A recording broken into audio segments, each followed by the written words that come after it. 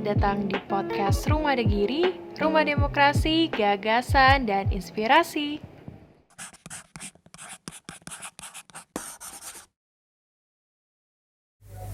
Halo teman-teman podcast Rumah Degiri, balik lagi di podcast Rumah Degiri. Nah, kali ini kita akan membahas sesuatu yang mungkin teman-teman podcast pengen tahu lebih dalam lagi tentang UMKM yang satu ini. Karena banyak beredar nih terkait dengan kemarin pas pandemi COVID-19, Bapak Presiden kita, Bapak Joko Widodo, menggunakan salah satu sari rempah yaitu jahe untuk meningkatkan imunitas. Nah, saat ini saya bersama dengan salah satu UMKM sari rempah yang ada di Banyuwangi. Halo Bapak. Ya, halo. Bapak siapa nih? Boleh perkenalan dulu nih. Ya, teman-teman. saya Arif Indaka, pemilik brand Jawahir. Produksi kami di minuman rempah. Oke. Akhir-akhir ini kesibukannya apa nih Pak? Kita masih seperti biasa Mbak. Kita produksi setiap hari juga kita produksi karena kan kita punya banyak reseller. Jadi kita setiap hari selalu produksi sih sama ya jualan-jualan gitu. Minim produksi sehari berapa nih biasanya Pak? Kita sehari kita produksi 8 resep sehari. 8 resep itu kurang lebih sekitar 100 pieces. 100 pieces Ya. per item atau semuanya? Kita punya banyak kemasan. Kita ada yang kemasan 250 gram. Kalau ini kan kita kemasan 4 saset. Jadi kurang ya nanti dibagi sesuai permintaan aja. Sesuai dengan permintaan Ya. pasar kayak gitu. Oke, sejak kapan Pak? Kenapa namanya Jawahir ya? Jawahir. Jawahir, oke. Jawahir itu artinya alami. Jawahir, Ya. alami. Kita Bahasa ambil apa nih, dari Pak? bahasa Arab. Oh, bahasa Ya, Arab. Bahasa Arab itu jauhir sebenarnya. Cuman kita plesetkan dikit aja gitu. Kita jadi jawahir gitu kan. Jawahir. Jadi kan ada Jawa-Jawanya, oh kayak jamu atau Jawa gitu kan. Karena identik sari rempah jamu itu Jawa gitu ya. Iya, betul. Sejak kapan Pak? Tahun berapa mulai pertama? Kita mulai dari 2017. 2017. Kita 2017 itu kita dulu jualannya kita bikin produk langsung siap minum. Bisa jahe merah siap minum, terus Rosella gitu. Nah, berhubung minuman siap minum itu kita terkendala sama umur simpan karena sangat pendek. Kita 7 hari sudah kita harus ganti baru gitu kan. Makanya kita beralih ke minuman instan karena umur simpannya ini bisa sampai 1 tahun. Jadi lebih leluasa kita berjualan. Iya, jadi kalau misalnya produksinya banyak ya nggak rugi gitu ya kan, karena betul. masih bisa tetap terus berjalan kayak gitu. Kalau untuk dari ada sales gitu, reseller itu kita mulai kapan? reseller mulai dari awal pandemi kita sudah mulai kita rekrut reseller. Ada yang di Bali, terus ada di Jember, di Surabaya, ada di Kalimantan juga. Waktu itu juga sempat di Sumatera ada 1 orang. Berarti di setiap ini ya daerah ada ya? Ya. Memang pasarnya meluas gitu ya seluruh Indonesia. Ya, kita pakai online, kita pakai penjualan online, jadi lebih enak menjangkau luar kota seperti itu. Oke. Kira-kira khasiat dari sari rempah ini apa Pak? Kan di sini ada banyak. Ada dari sari jahe, jahe merah. Ya. Ini jahe yang putih ya? Ini ya jahe biasa ini. Jahe biasa. Ya.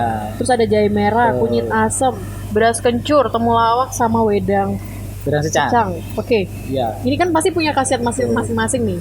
Mungkin yang lagi teman-teman podcast yang lagi nonton mungkin kepengen beli sari rempah terus bingung mau pilih yang mana gitu ya. Kira-kira Sebenarnya dasarnya gimana? rempah itu dia punya khasiat itu untuk imunitas. Hampir semua itu punya imunitas. Cuman ada beberapa bahan yang punya kandungan yang tinggi. Contoh kayak jahe kita punya kandungan gingerol. Nah, dari jahe biasa sama jahe merah lebih tinggi jahe merah. Makanya jahe merah lebih populer untuk misalkan untuk butuh imunitas, mereka lebih memilih jahe merah. Cuman ada yang mungkin nggak suka kalau jahe merah itu cenderung hangat. Kalau jahe itu kan pedas, mungkin mereka lebih suka yang pedasnya tinggi, jadi mereka pilih jahe. Nah, untuk yang produk-produk seperti temulawak, terus kunyit asam, itu dia lebih ke antibakterial. Jadi misalkan kita punya masalah di lambung, kita bisa minum temulawak. Atau minum kunyit aja nggak pakai asamnya, itu bisa. Gitu. Dan ini praktis ya? Praktis banget. Enaknya kalau misalnya daripada buat di rumah harus ditumbuk, harus diparut lagi kan tangannya kuning-kuning gitu ya. Lebih baik minum yang praktis tapi alami kayak gitu. Ini 100% alami Pak. 100% alami. Kita nggak pakai bahan pengawet, kita nggak pakai bahan pengawet, kita nggak pakai bahan perisai tambahan gitu kan. Berarti tapi rasanya saya kan nyoba yang ini. Ya. Nah ini produk baru produk dari terbaru. Jawahir gitu ya, Golden Latte. Nah ini cangkupan pasarnya ini lebih ke anak muda katanya. Betul. Kenapa Pak? Apa yang membedakan ini nih sari rempah yang satu kita ini? itu selama berjualan produk rempah yang asli ya, yang bahan-bahan yang asli ini, kita tuh ketemu sama beberapa konsumen yang nggak suka gitu, nggak suka sama rempah, dan mereka didominasi sama usia-usia muda, sekitar umur 20, 19 gitu kan. Mereka lebih cenderung suka minuman-minuman yang rasa-rasa, yang sekarang itu yang lagi menjamur di mana-mana, yang siap minum itu gitu kan. Nah, kita mencoba mencari informasi, oh ternyata seleranya seperti itu. Makanya kita berinovasi menggabungkan antara produk-produk yang herbal, yang produk yang tradisional dengan produk-produk yang kekinian, contoh kayak creamer dan susu. Oke, saya coba dulu ya. Ya, boleh. Ini coba dulu untuk membuktikan testimoni secara real di depan ya. Di depan yang punya.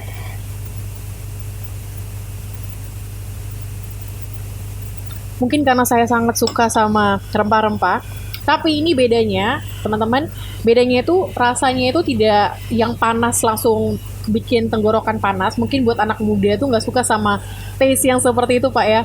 Tapi ini tetap ada kerasa dan bau dari rempahnya. Pak, kalau misalnya dari rempah kita campurkan sama creamer dan susu tadi, apakah rempahnya ini akan hilang manfaatnya atau malah nggak hilang sama sekali? Sebenarnya nggak akan pengaruh gitu kan, karena susu itu kan bukan bukan sesuatu yang bisa merubah khasiat satu bahan gitu kan. Dia hanya merubah taste-nya jadi lebih ringan gitu. Kalau untuk kandungan seperti biasa tetap sama. Jadi kita memang bikin produk yang anak muda itu suka, tapi ternyata produknya punya manfaat gitu. Itu in one lah. Itu in one. Jadi kalau mau sehat tapi enak, ini salah satu produk yang bisa kita minum, kita rasakan bersama kayak gitu. Jadi jangkauan, kalau misalnya Bapak tadi kita kan bahas terkait dengan pasaran nih. Kita bahas juga terkait dengan golongan. Golongan mana aja nih peminat dari Jawahir? Kalau dari peminat dari Jawahir ya, produk rempah Jawahir itu rata-rata usia produktif, Mbak.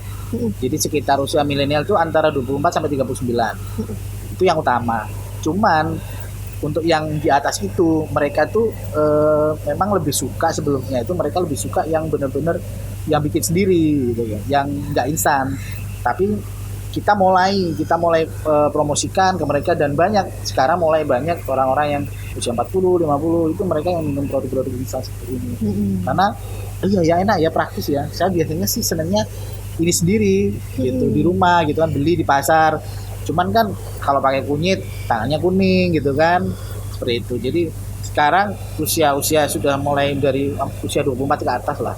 Udah mulai. Ya, betul. Tuh. Oke. Kira-kira untuk penjualannya sendiri sejauh ini untuk Indonesia sudah mencakup mana aja nih, Pak? Kalau Indonesia kita sudah hampir semua daerah. Semua daerah Indonesia? Ya, mungkin Papua belum kayaknya. Papua, ya, habis ini ya Papua. Mungkin mengundang teman-teman Papua untuk beli produk kami gitu kan, atau jadi reseller kami boleh. Jadi hampir semua, terutama kalau Pulau Jawa pastilah ya, kalau Pulau Jawa. Dari Sumatera pernah, Kalimantan, Sulawesi juga pernah. Dari NTB juga pernah. Bali pernah ya. Oke. Untuk dari luar negeri sendiri, ini pasarnya tadi kita udah ngobrol-ngobrol. Kalau misalnya pasar dari sari rempahnya Jawahir ini udah sampai ke Malaysia, terus Jepang, sama apa tadi Pak? Ke Hong Kong, Pak. Ke Hong Kong. Ya. Berarti udah 3 negara di luar Indonesia tuh yang udah dicakup sama Jawahir. Kira-kira waktu prosesnya tuh seperti apa, Pak? Apa dari tangan pertama atau melalui apa? Kebetulan kalau dari Malaysia itu kita lewat marketplace. Jadi kita difasilitasi sama Shopee Internasional. Ada pembelian dari luar negeri, ya kita proses seperti biasa, seperti pesanan biasa gitu. Kalau untuk di Jepang itu ada teman yang punya rekan bisnis Jepang, dia minta produk khas Indonesia gitu. Jadi waktu itu yang diminta adalah kunyit asam. Gitu. Untuk di Hong Kong juga ada temulawak. Oh, temulawak. Ya. Kira-kira untuk proses di marketplace itu sulit nggak sih, Pak? Mungkin teman-teman yang nonton saat ini, teman-teman UMKM mikir gini ya, saya ini pengen ke luar negeri, pengen produk saya tuh diekspor, tapi kan mungkin mikirnya ekspor tuh sulit, harus gini gitu mungkin ya. Tapi bisa pakai marketplace dan lebih mudah, tinggal ngirim kayak biasa, Pak ya? Berarti nggak perlu proses pre-ekspor kita, enggak. Semua sudah diurus sama Shopee. Terus nanti untuk pendaftarannya apa biasa atau gimana, Pak? Seperti biasa. Jadi prosesnya sekarang itu mudah. banyak jalan sebenarnya kan. Kalau mau eksportir, mau jadi ekspor bisa. Terus kalau kita cuma kirim sebagian atau kecil juga bisa. Sekarang banyak, bahkan dari pemerintah, lembaga dari instansi pemerintah, non pemerintah pun sekarang sudah mulai mereka menjembatani kita untuk produk kita bisa keluar. Mulai tahun dari 2021 sudah mulai ramai gitu. Mulai rame. Ya, mulai banyak produk teman-teman nggak hanya dari Jawahir, dari teman-teman juga banyak yang dijembatani untuk dimasukin ke pasar luar negeri. Lewat marketplace itu gitu. Soalnya saya juga kadang kalau beli produk-produk dari luar negeri lewat marketplace, harganya malah lebih murah daripada Indonesia yang 5.000, 2.000 kadang mikir nih, kok mereka ngirim 2.000 dari Cina misalnya ke Indonesia. Saya cuma beli 2.000 gitu. Dan itu apa ya? Kayak sangat mudah untuk dilakukan gitu. Mungkin teman-teman dari UMKM seperti yang dilakukan sama Pak Arif ini mungkin bisa salah satu dicontoh nih untuk misalnya go internasional by marketplace gitu ya Pak ya. Kira-kira nih Pak, selama ini kan pandemi, banyak yang UMKM yang mengeluh terkait dengan pendapatan berkurang, pendapatannya merosot, penjualannya tutup sementara dan sebagainya. Bapak merasakan hal itu enggak? Terus kayak buah Cimalakama Mbak. Jadi kita juga prihatin sebenarnya dengan pandemi. Cuman pandemi ini juga di sisi lain bawa berkah gitu kan. Produk rempah itu jadi lebih familiar sekarang. Apalagi Bapak Presiden kan sempat mengucapkan bahwa jahe merah itu bisa dipakai untuk jaga imunitas. Jadi kayak promosi gratis. Jadi ya secara langsung otomatis menaikkan awareness, menaikkan keterkenalan produk kami gitu. Jadi justru malah omsetnya semakin naik. Semakin naik? Iya, semakin naik. Berarti beda nih mungkin sama UMKM yang lain yang ada yang ngeluh tapi ada yang merasa bersyukur terkait dengan pandemi COVID-19 ini. Oke Pak, saya mau tanya-tanya terkait dengan legalitasnya nih Pak. Kalau untuk produk-produk kayak makanan kayak gini, makanan, minuman kayak gitu, biasanya kan harus ada standar BPOM dan standar legalitas dan sebagainya. Jadi biar terpercaya, terus dilihat oh berarti ini sudah memenuhi standar di Indonesia. Itu untuk prosesnya seperti apa nih Pak? Sebenarnya sangat sederhana Mbak. Untuk produk yang instan ini kita nggak perlu pakai BPOM. Kita hanya pakai PRT. Bedanya PRT sama BPOM, PRT itu kita lewat lokal, lewat Pemkab sendiri gitu loh. Jadi semua diinisiasi sama Pemda seperti itu. Mungkin kalau BPOM itu bisa kita pakai BPOM, cuman ini untuk produk instan tuh ada pilihan, boleh PRT, boleh BPOM gitu. Ada produk tertentu yang dia nggak boleh PRT, dia harus BPOM. Nah, jadi kalau untuk ini juga sudah halal, kita sudah punya legalnya halal, PRT halal, sama brand Jawahir ini sudah kita patenkan, namanya kita sudah masuk perlindungan selama 10 tahun. Hak cipta ya. Ya, hak cipta gitu. Perlu nggak sih UMKM melakukan hal itu Pak? Sangat perlu. Kenapa Sangat Pak? perlu. Karena kita nggak perlu menunggu kita punya masalah baru kita bikin legalitas. Gitu. Karena banyak kendalanya ketika sudah terkenal. Oke lah kalau brand kita belum terkenal nggak masalah. Tapi ketika sudah terkenal, barulah itu nanti baru merasakan bahwa pentingnya kita perlindungan. Perlindungan. Jadi ini adalah buah karya kita. Jadi kita perlu perlindungan dari pemerintah seperti itu. Untuk prosesnya apa lama nggak sih Pak untuk proses hak? Kalau proses PRT itu 10 menit jadi. Oh berarti sangat mudah ya? Sangat mudah. Halal berproses sekitar 3 bulan. Hak itu sekitar 1 tahun. 1 tahun. Ya. Jadi walaupun agak lama tapi ini salah satu yang penting untuk dilakukan. Sangat penting gitu. sekali. Disampaikan langsung nih sama salah satu teman-teman UMKM, pelaku UMKM-nya langsung. Oke Pak, mungkin saat ini UMKM itu banyak unek-uneknya nih terkait dengan program pemerintah mungkin, terkait dengan apa yang dilakukan oleh pemerintah. Mungkin UMKM merasa ada sedikit hal yang kurang ataupun ada hal sedikit yang kurang memberikan wadah untuk UMKM. Untuk pertama saya mau mengucapkan terima kasih dulu. Oh iya. Karena sepanjang pandemi kita banyak dibantu sama pemerintah, baik dari segi kebijakan, terutama yang dari Undang-Undang Cipta Kerja itu sangat membantu sekali untuk UKM. Terus aplikasinya di lapangan juga kita sangat dibantu. Nah, mungkin ada beberapa yang belum tercakup ke sana gitu kan. Jadi untuk kami kami tuh punya cita-cita sebenarnya. Kita tuh nggak hanya jago kandang gitu. Rata-rata UKM itu kan jago kandang. Hanya di daerah sendiri dia menang gitu kan. Sedangkan di luar keok gitu kan. Nah, kita pengen dijembatani. Yang lebih ya terutama kita pengen masuk ke retail modern, Mbak. Retail modern. Ya, karena justru di sana lah persaingan sebenarnya gitu kan. Kalau lokal ya kita nggak akan bersaing dengan produk dari luar daerah kan. Kalau di sini ya paling kita kompetitornya teman-teman sendiri gitu. Kita berjuang, kita belajar dari kompetitor ya paling teman-teman sendiri gitu kan. Tapi kalau kita bisa masuk ke pasar retail itu kan cakupannya kan nasional gitu kan. Terus mereka punya market yang sudah jelas seperti itu.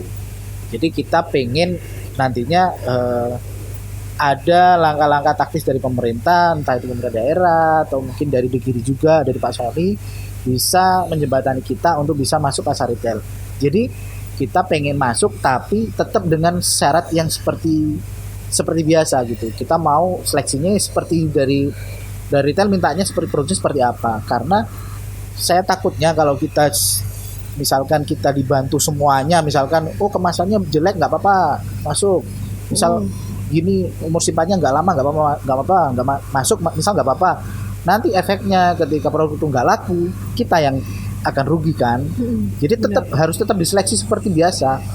Kemasannya harus segini. Terus yang laku di retail modern tuh harganya seperti ini, yang laris tuh harga segini gitu.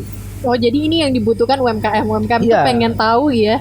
Kalau di luar sana itu seperti apa? Iya, tetap harus diseleksi. Saya pengen tetap sesuai gitu. Karena dengan seleksi itu kan dengan syarat-syarat yang banyak yang saya tahu ya, range harga segini sampai segini itu yang paling banyak laris di retail modern. Terus kemasannya harus bagus, harus yang laminasi, terus harus desainnya yang bagus. Itu semuanya ada gitu. Makanya itu harus tetap berlaku gitu, Mbak. Biar apa? Produk kita itu terseleksi. Jadi yang masuk itu yang benar-benar kemungkinan besar dia tuh laris. Jadi nggak ada kemungkinan takutnya nanti ditabrak semua, misal nggak apa-apa kemasan plastik masuk gini jelek desainnya biasa dan nggak laku gimana gitu kan. Berarti UMKM itu pengen dapat masukan-masukan ya dari pemerintah yang pastinya yang udah ahli pakarnya terkait dengan bidang-bidang ini kayak gitu ya. Jadi kalau misalnya ngelihat kayak gini, oh ini kurang gini. Jadi UMKM itu bisa berkembang dari situ. Benar ya Pak? Betul gitu. Jadi itu sebenarnya diharapkan. Terkait dengan pelatihan-pelatihan nih Pak, selama ini kan sudah banyak pelatihan yang dilaksanakan oleh pemerintah untuk UMKM. Apakah ada salah satu ataupun pelatihan yang dirasa sangat penting untuk UMKM yang saat ini belum diadakan mungkin Pak? Yang sangat penting itu yang pertama itu adalah manajemen keuangan. Itu penting karena hampir semua UKM itu keuangannya amburadul. Iya benar. Itu rahasia umum. Umum. Laporan keuangannya belum ada gitu ya, Pak? Itu Pak untuk UKM itu keuangan itu tetap harus terus-terusan, Mbak, karena memperbaiki itu nggak bisa cuma sekali dua kali kita bikin seminar atau pelatihan tentang keuangan, harus terus-menerus gitu kan. Karena bandelnya minta ampun UKM itu. Sudah ada pelatihan seminar keuangan tetap aja pulang tetap nggak nyatet gitu kan. Kayak gitu. Terus yang kedua untuk upgrading skill. Misalkan skill misalkan kayak SOP untuk produksi seperti apa gitu itu perlu. Kayak gitu. Terus sama kemasan packaging. Itu sangat penting ya. Dan yang terakhir itu pemasaran. Ya. Sangat dibutuhkan ya sangat Pak. Itu. Kalau misalnya terkait SOP mungkin saat ini kan sudah pandemi ya. Itu mungkin menjadi standar yang sangat penting untuk mungkin diajarkan kepada teman-teman UKM, memberikan pelatihan kepada teman-teman UKM sehingga nantinya mereka tahu standar sekarang di masa pandemi ini harus gimana gitu kan Pak. Iya betul. Gitu. Jadi dengan SOP kita akan meminimalisir produk yang berbeda gitu. Dengan SOP yang jelas, produk kita itu akan sama, tesnya sama, rasanya sama. Jadi konsumen itu selalu ingat, oh minuman Jawa itu rasanya seperti ini terus gitu, nggak pernah berubah. Karena apa? SOP-nya jelas, harusnya SOP-nya sudah tertata seperti itu. Untuk terkait dengan laporan keuangan nih Pak. Nah terkait laporan keuangan mungkin karena ini salah satu jurusan saya ya, kita akan membahas lebih lagi. Kalau saat ini di UMKM itu apakah laporan keuangannya seperti apa nih Pak? Ya mulai dari yang paling sederhana itu biasanya dicatat manual di buku. Itu masih pengeluaran terus penjualan seperti itu. Yang sederhana itu seperti itu. Itu sudah bagus sih. Kalau untuk kata pakar-pakar itu untuk UKM Sementara itu untuk dicatat penjualan dan pembelian itu sudah bagus. Tapi kalau untuk yang lebih naik lagi bisa nulis neraca keuangannya seperti itu, terus laba ruginya, terus buku besarnya seperti itulah.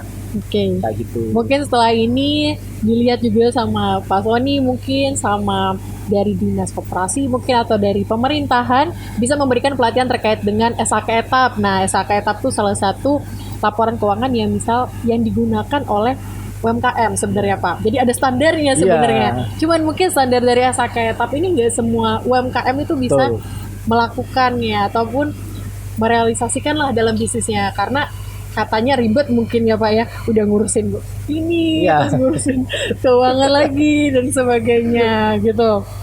Nah, cita-cita terbesarnya UMKM ini apa Pak? Cita-cita Bapak sendiri, pengennya UMKM-nya Jawahir ini seperti apa ke depannya? Ya pengennya kita pengen mandiri dari segalanya, semuanya kita pengen mandiri gitu kan, dengan bantuan pemerintah mulai dari yang kecil sampai yang besar. Kita berharap kita itu seperti kayak di inkubator gitu menjual. Jadi kita nggak selamanya pengen di inkubator, nggak selamanya pengen dibantu pemerintah. Pengennya kita itu setelah kita besar kita bisa kasih manfaat ke sekitar gitu.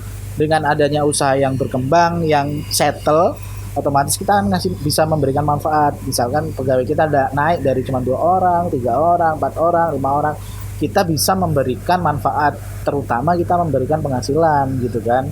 Jadi nggak ada gunanya kalau kita punya usaha besar tapi nggak bermanfaat gitu.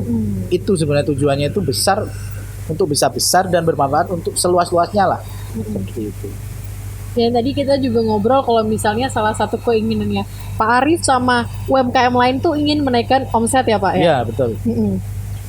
Sangat itu tujuan utama sebenarnya. Tapi saat ini gimana? Prosesnya apakah bingung gimana caranya atau seperti apa nih Pak? Yang saya alami sendiri juga sama sebenarnya. Kita sama UMKM yang sama. Kita juga kadang di tengah perjalanan ketika omset turun itu kan bingung seperti apa. Kita kan namanya usaha mikro ya Mbak ya. Jadi hampir satu orang itu menangani semua divisi.